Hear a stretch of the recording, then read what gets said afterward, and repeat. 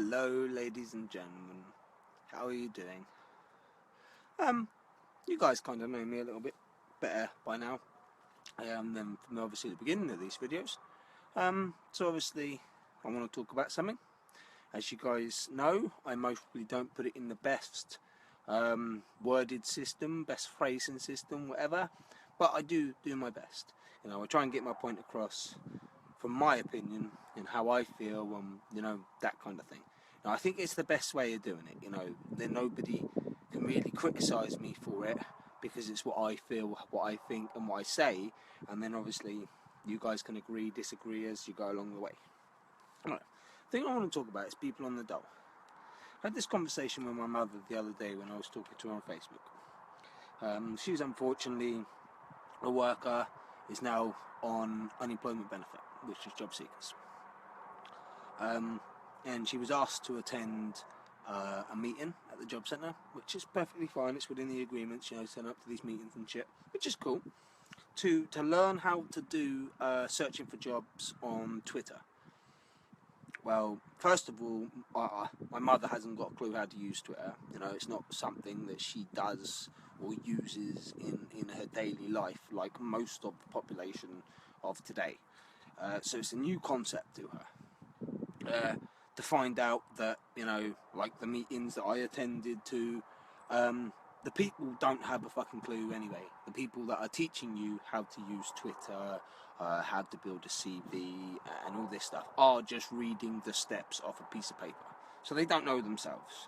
So, you know, it's a little bit difficult to understand something or to grasp a new skill when the person teaching you doesn't know what they're doing. Well, I'll move on to the benefit cap. The state are now saying that they are putting a cap on how much benefit recipients get, which is, I suppose, majority of the benefits that are available in this country, which doesn't sound like a bad thing. You know, when you think about it, just looking at it first, it doesn't seem like a bad thing. You know, looking at how much benefits each individual household gets to how much they need, which is good. You know, it's nice to keep a check on these things. My problem with that, my big problem with that, the problem that I have with it per se is that the state wastes. I don't mean spends. Spends and wastes are two different things. You know, when you need to buy a loaf of bread, you go and buy a loaf of bread. When you waste money on two different political agendas, being humanitarian by housing the displaced human people population that is now in this, and bombing them. Yeah, I know this takes it a little bit away from what I said about the benefit caps, but it just seems funny that they would cap the people of this country of the benefits that they use to live, yet still indulge in bombing and housing and being the good and bad for economical and humanitarian crises across the planet. Not a problem. My thing to it is if they were actual, training for jobs, yeah, in job centres. Let's think of an example. If you need, let's say for instance, in your town, you needed a butcher, yeah, or a baker, or something. What you would do is the employer would approach the job centre and say, do you have anybody under your umbrella at the job centre, a job seeker, recipient or something that has the qualifications or could possibly have qualifications to become a baker. And that's how you would fill jobs. Not turn up at the job centre, you sign a piece of paper, you're there for 10-20 minutes if it's just your sign-on day to check that you have done what the regimented shit was to do to get a job. How do you expect the generation to get up off their arse and work when they can comfortably live, not comfortably, but can live on benefits? That's not me criticising anybody for it, that's not me saying it at all. But what I'm trying to say is that, you can't have it both ends of the scale. You can't have, the country's going down the shitter, pounds dropping through the floor, unemployment's going up, this, that and the other, and not have a solution for it. It's all right to keep pointing out the bad points, the unemployment, this, that and the other, but please tell me what you're doing to help these people. For example, my partner went to college to be a nursery nurse, to look after children. We have kids. I don't know why she wants to go and, look after other kids, but that's passions of people. They want to go and do that. So she went and did that. To then find out that there are no jobs for, her qualification. So she spent a year getting qualified for something that there isn't anything. A few university students have painstakingly taken out student loans and all that crap to be able to go to, university, to better themselves, to think in anybody else's mind with a bit of paper that says that you're a brain surgeon, it means you have the qualifications to be a brain surgeon, to end up flipping burgers at McDonald's or something. Do you know what I'm saying? I'm not saying it's demeaning working in McDonald's, but that's not the line you set out to do, and I'm not saying there is a big fucking queue for brain surgeons or a big queue for people flipping burgers at McDonald's.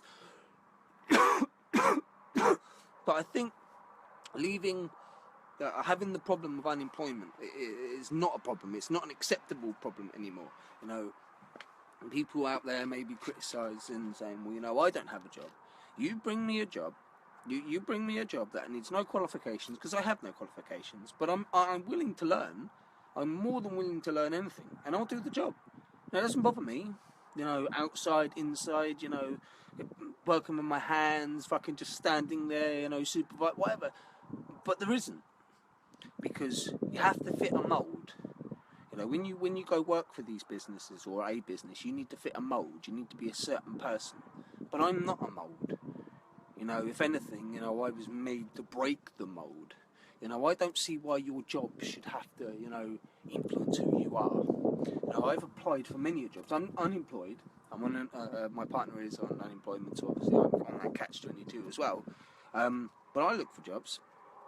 But because I am who I am, and I'm, up front with who I am, I wear a Rasta hat. I did have a long beard. It's not so long no more. But, and I do look the way I do, and I talk the way I talk.